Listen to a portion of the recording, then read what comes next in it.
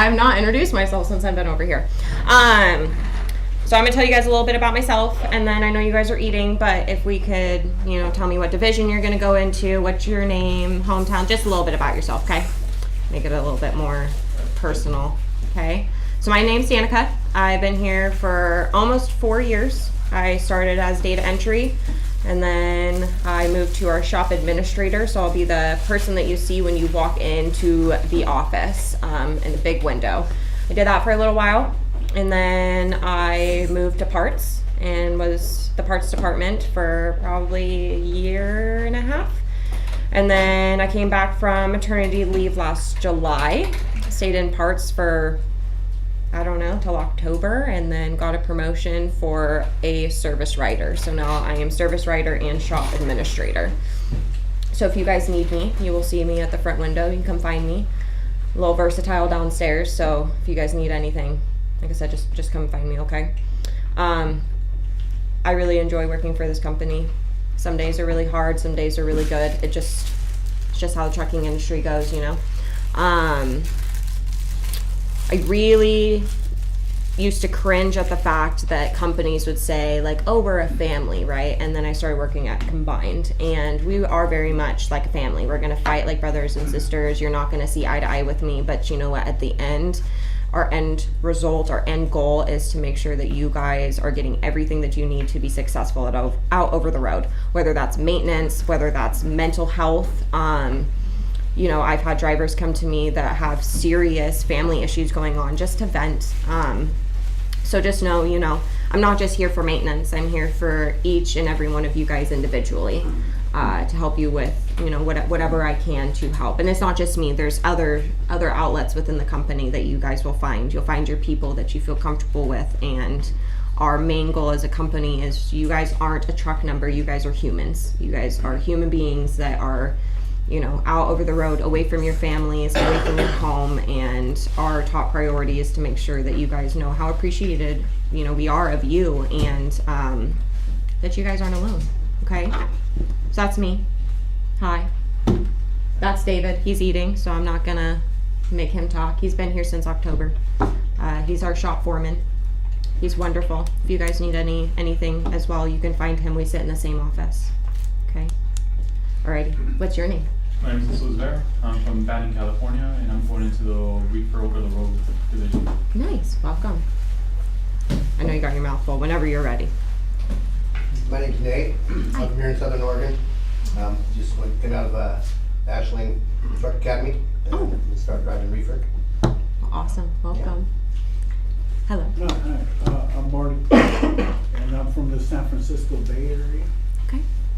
With just a little bit of experience in tractors and trailers.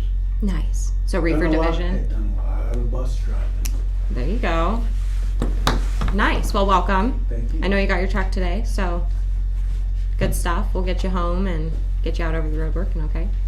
What's your name? I'm Robert Riddell. Hi. I'm going to work for Blackwell, pulling a reefer. Well, welcome. Nice Thank to you. meet you. Hi. My name is Bobby Sibley. I'm here for the glass division. Nice. I've been here a week. I leave for Fresno tomorrow. I have 4 years experience, and I'm from Inglewood, California. Well, welcome. Right. Hi. I'm Michael from Grants Pass. Got a year experience going to the water lane, Nice. weed water lane. Wow. Welcome, you guys. Okay, so with roundtables, I try to reach out to each manager of each division and, make sure that if they have any talking points that I go over that with, not only you guys, but to people out over the road, just to make sure that, all the current events that are happening is being discussed with everyone, okay? So my first one is from Chris Clark. She is the glass manager. If you have met her, she is amazing. She's awesome. Very, very versatile. Very, very knowledgeable. I think you'll really like her as a manager. She's quite wonderful. So for people out over the road, the flatbed glass drivers specifically. So The expectation is that once you are unloaded with a glass load, that you put all your gear away, including your A-frames. 100%. Everything goes down. A-frames, you make sure everything is locked up properly so you don't have stuff, spewing out everywhere. If your reload location is close by, it has to be within 70 miles. It is okay, and it does state in the driver handbook that you can run with them up, but it cannot be more than 70 miles. So if you're going 80 miles, it doesn't matter if it's that 10-mile difference. 70 miles is your mark, okay? We just had an owner-operator that had the same trailer for quite some time that was seen running with his racks up. So upon inspection of the trailer, we found that the decking was pulled up. We found that the rivets on the A-frames were damaged and that there were stress cracks on the A-frame welds. So if you think about, you have a bunch glass sitting on your A-frame, and that's going to be one of your main supports, and there's cracks in it. I mean, what's going to happen eventually, those stress points are going to crack completely, and then you're going to lose some of your glass, which is very dangerous, right, for anyone that's around you or you yourself.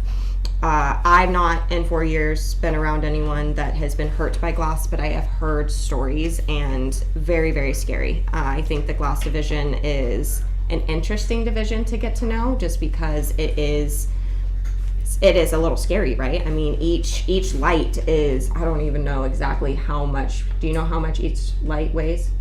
No. They're heavy.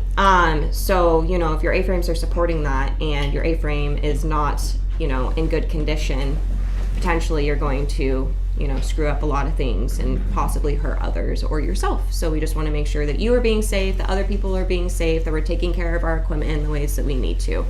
Here in the yard, you guys will be have you done your walk around yet? Yes, ma'am. Okay, so you guys went down to the cage, saw where our chains and all the stuff. So over on the side of that is where we have A-frames. So we do have A-frames. If you notice that you have a stress crack, you can just come down to the cage and say, hey, I need to swap out my A-frame, and we will accommodate that, okay?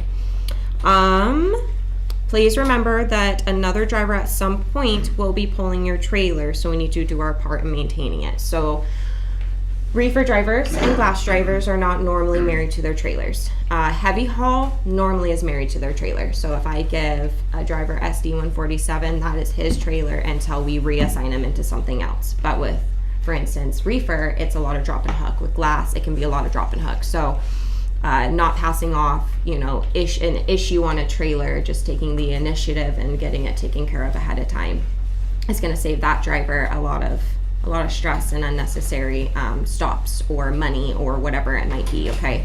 It's kind of like if you were to pick up a trailer, you would want it to be in a condition for you to run, right? So just make sure that you're doing the same for your fellow drivers.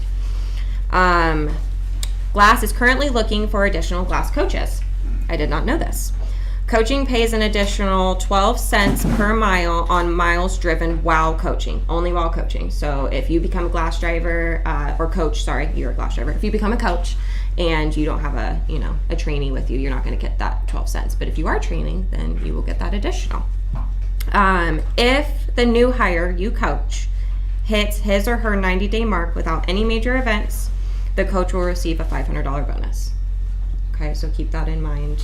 If you guys eventually go to glass or whatever, if you eventually become a coach, that there is incentive programs for that, okay? Okay, winter driving conditions. This is for all fleets. This isn't just for glass. This is for FAK. This is going to be for heavy haul. This is going to be for reefer. You're from Grants Pass, so this is a little odd for us to be having some snow hit the ground in April. So it was 2 weekends ago, I-5 was completely shut down. So, making sure that you guys have the correct chains for your equipment, that your chains are not rusted and falling apart. James in the back corner is our yard guy. You guys have met him. For people out over the road, we've got a wonderful yard guy. We've got other people that can help you get the correct equipment that you need to be not only successful but safe out over the road. When you guys are out over the road with these winter driving conditions, please make sure that you are making sure that your truck is stocked with things in case if you get stuck. We actually had a driver, wasn't in a winter condition, but we had a driver that got stuck out over the road within the last few months, and he didn't really have anything with him, and he was stuck waiting for a service truck to come get him. Make sure you guys have blankets and extra blankets in case if your truck decides to completely take a crap on you. We want to make sure that you guys are being safe, and that you guys, yes, lots of water, lots of canned fruits and vegetables and stuff that if your inverter takes a crap and you can't turn your microwave on, that you have other outlets to get food. Okay. Please remember that we do ask, so I believe company policy, we require you to have chains all year round, but there is the what is it, October to June. June to October. Thank you. Correct months, wrong timeline. Anyways, that it is DOT illegal for you guys not to have your chains, so make sure you have them. And that also means, once again, getting the correct chains. If you guys don't know what correct chains you need, we have plenty of people to help you with that. If you find that your delivery is going to be delayed due to weather, please notify your dispatch during business hours or driver services after hours on weekends, so that your dispatcher is aware of any delays. We totally get it. You're driving on I-5 and they say, hey, you are not allowed to go through. We're not going to tell you. You plow through that snow and you get it done. We want you to be safe, but we need to know that. If we don't know, then how are we supposed to do our step of our job? Okay. Any questions so far? I know I'm kind of, no questions? Perfect. Okay. I want to talk a little bit about pre and post trips. This is super important. Everything I'm saying is super important. So every time I say it's super important, just remember, everything I'm saying is super important.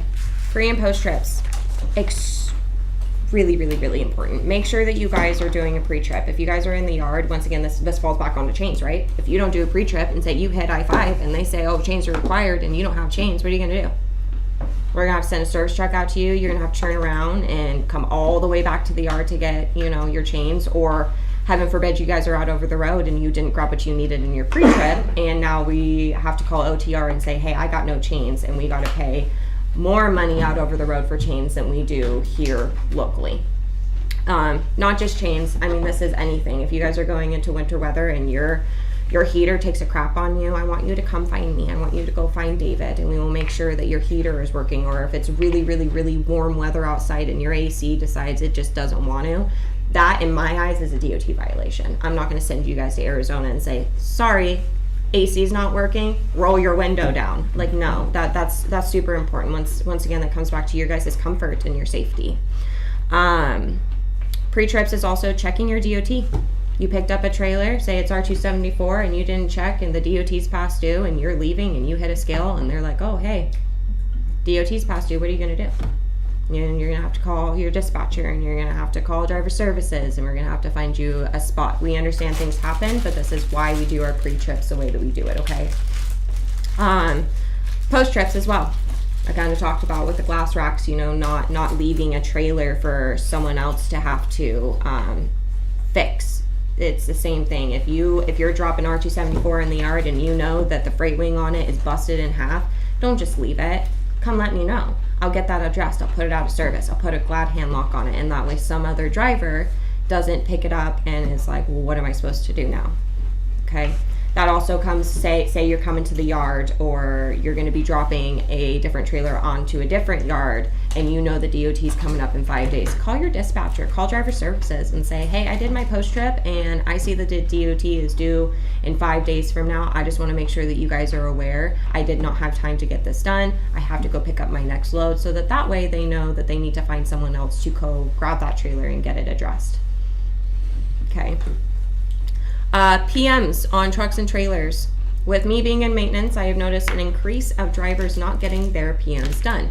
The only PMs we require you guys to take care of is lubes on your trailers, DOTs on your trucks and trailers, short and full services on your truck or on just your truck. We do ask, and there has been issues with getting filters out over the road. This is mainly for reefer guys, that the reefer service, the filters that we use, for some reason over the road, they can't get them. So we understand if you can't because lack of parts.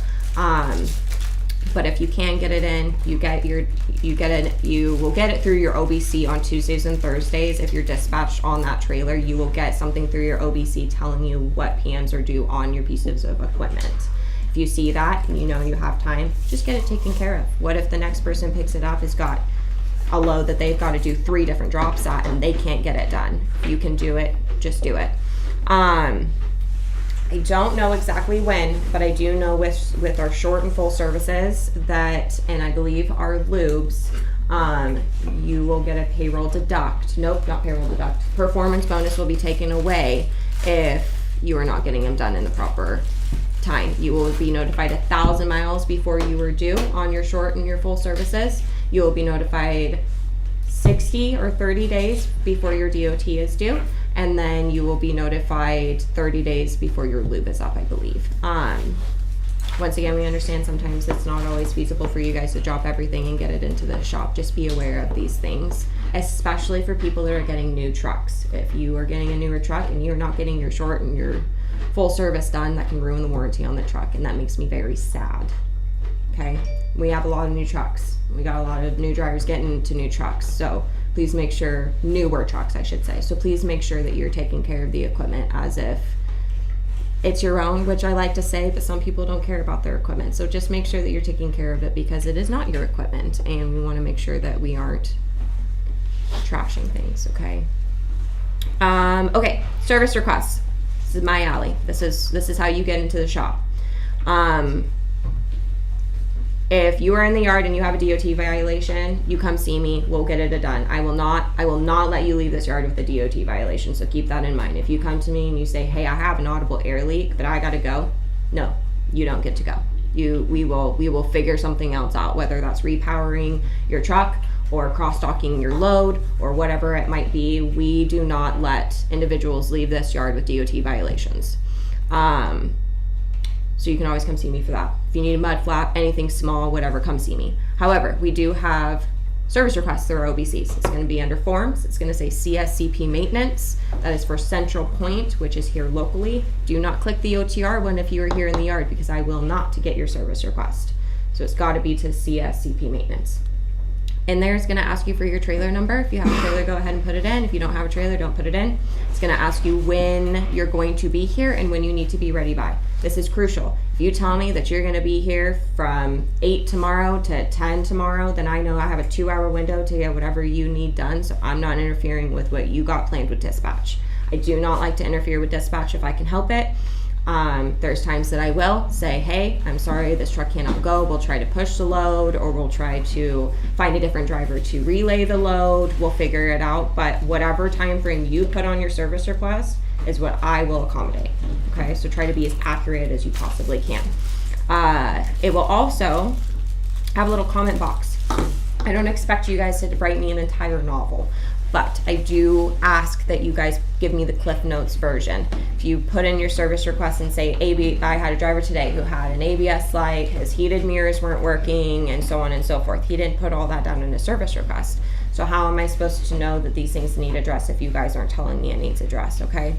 So you can put your Cliff Notes and then call me and say, hey, Danika, I sent in a service request. I just wanted to give you a little bit more information on what I need touched up on, okay?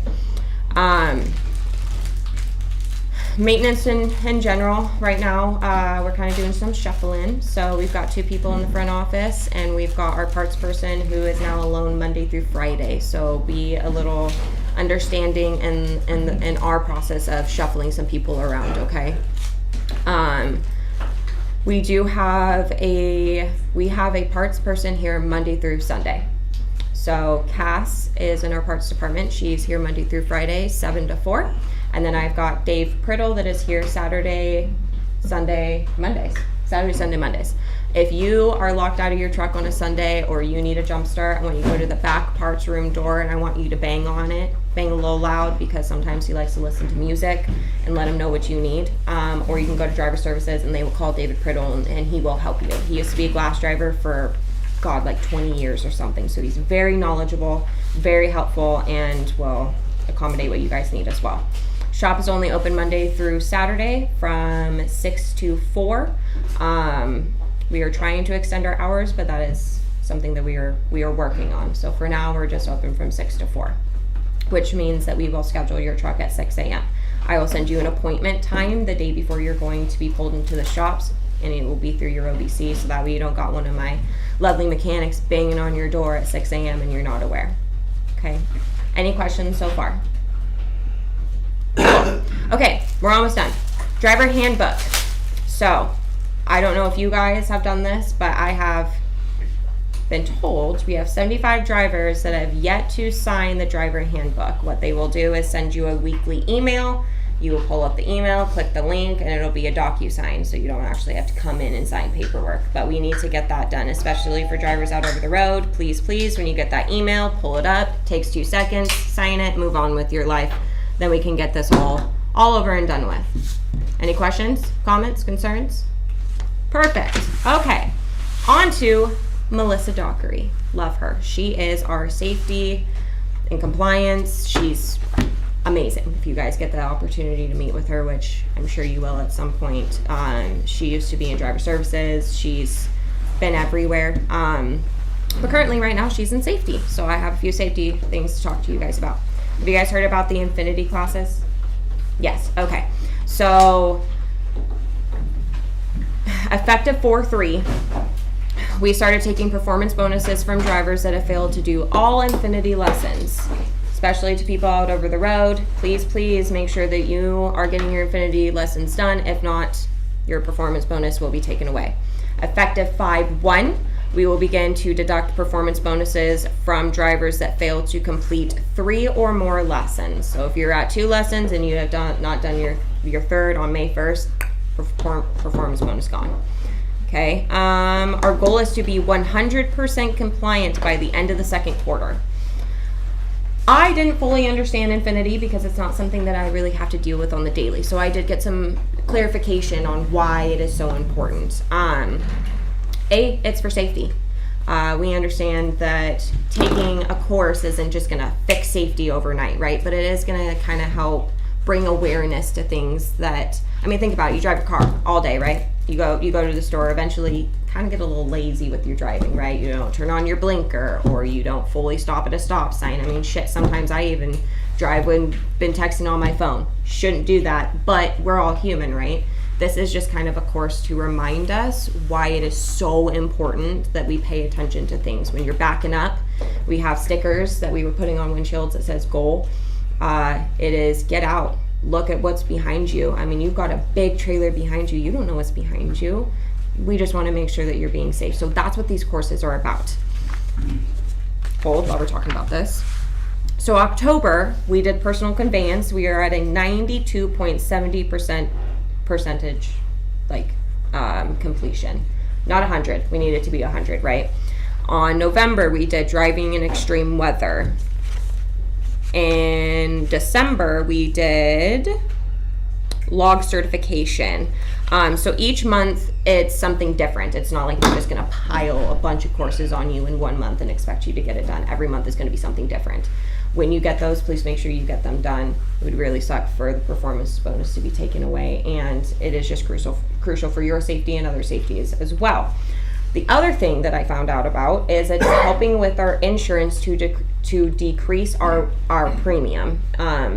So not only is it just helping with how much money we pay for insurance a year, I think it's going to deduct, I think she said 18%, 8%. I don't fully remember. I think an 8 was in there. But either way, it's helping reduce the money that we have to pay for insurance. So that raising awareness, and we were really hoping that with these classes that we can reduce accidents, that we can reduce all the safety issues that are present in the company right now. Do you guys have any questions about Infinity?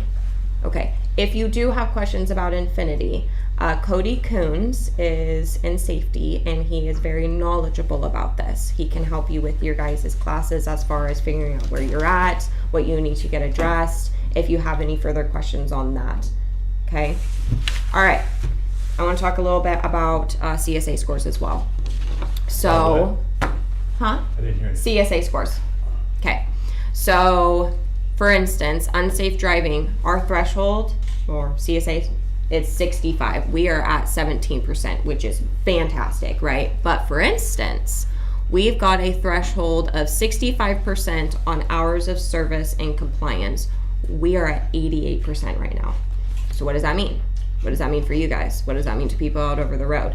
That means that there's numerous of things, but one thing is you're going to be pulled in a lot more depending on you know, the states. So when I was doing transponders a little over a year ago, California had 100% pull-in rate for all Blackwell drivers. That's taking a lot of time away from you guys. What's the point of having a transponder if you can't bypass stuff? It comes down to our CSA scores, okay?